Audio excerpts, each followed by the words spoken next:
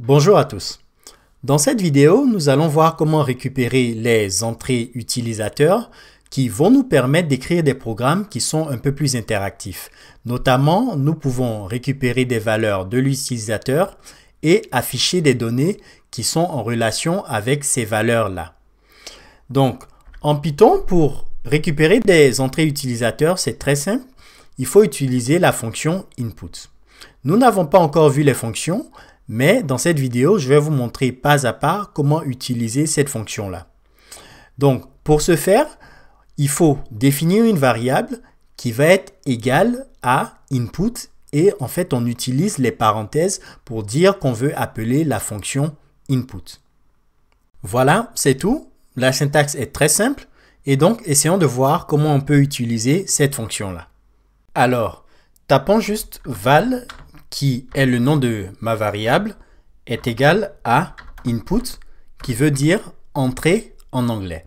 Donc, si on exécute cette case-là, on voit en fait qu'il y a une autre case qui s'affiche et qui nous demande d'entrer du texte.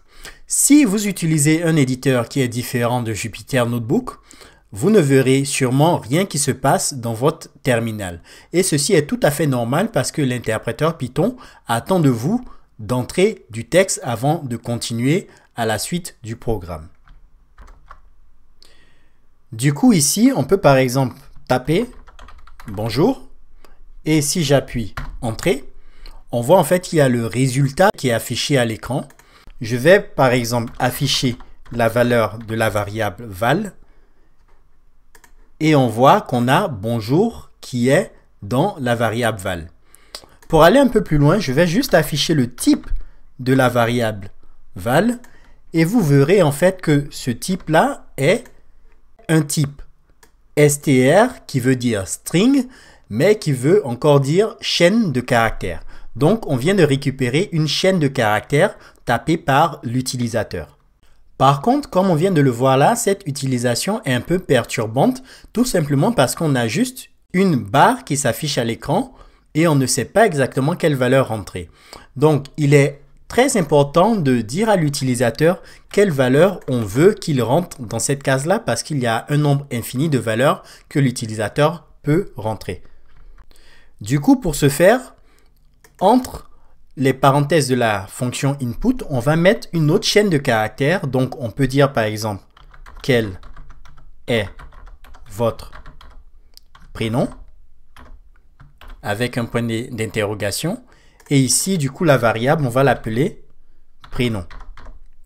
Et donc, si j'exécute cette case-là, on voit en fait qu'ici, on a quel est votre prénom. Donc, du coup, l'utilisateur sait quelle valeur il doit rentrer dans cette case-là. Donc, supposons que je m'appelle Benoît et j'appuie Entrée. On voit quel est votre prénom, Benoît.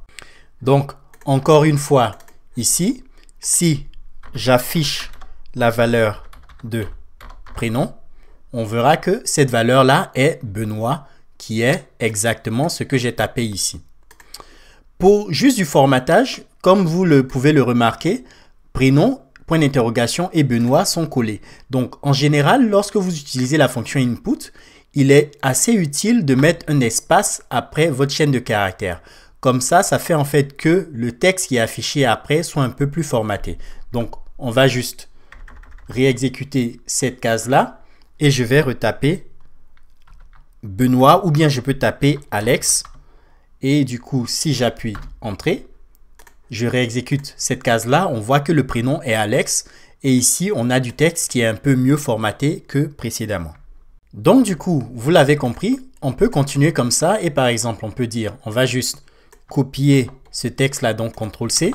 Donc, on a quel est votre prénom et on va encore récupérer le nom et on va en fait saluer la personne avec nom, prénom. Donc, on va dire input, quel est votre nom. Voilà. Et en fait, ici, on peut écrire un texte qui fait print. Bonjour. On va mettre un espace ici. On peut aussi utiliser l'opérateur de concaténation, donc plus. Mais dans ce cas, je vais utiliser la forme la plus évoluée de la fonction print. et je vais mettre nom, prénom. Donc, si j'exécute cette cellule-là, quel est votre prénom? Donc, mon prénom, supposons que je m'appelle Elon. Entrée. Quel est votre nom? Mon nom, c'est Musk. Et j'exécute la case après. Bonjour, Musk, Elon. Ou bien on aurait pu inverser ces deux et mettre prénom-nom. Donc, bonjour, Elon Musk. Ceci ne change rien. Donc, voilà, vous avez compris. Voici comment est-ce que vous pouvez récupérer des données utilisateurs. Donc, il y a une chose qui est très importante qu'il faudrait que vous sachiez, c'est que dans tous les cas, par exemple, si je prends encore nom et prénom et que j'essaie d'afficher le type de ces données-là, donc on va dire type nom, vous allez voir en fait qu'il s'agit encore d'une chaîne de caractères.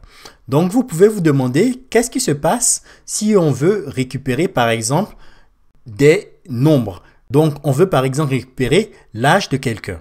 On peut aussi le faire. Donc, encore une fois, on peut faire ceci. Hop. Donc, on va appeler cette variable-là âge. Quel est votre âge? Donc, bonjour, nom, prénom. Et on va dire j'ai.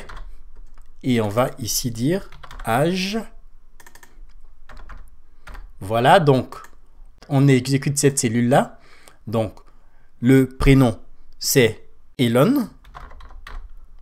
Entrée. Le nom, c'est Musk. Et l'âge, on va dire 38 ans. Et je fais entrée. Et donc là, on voit qu'on a bonjour, Musk Elon, j'ai 38 ans.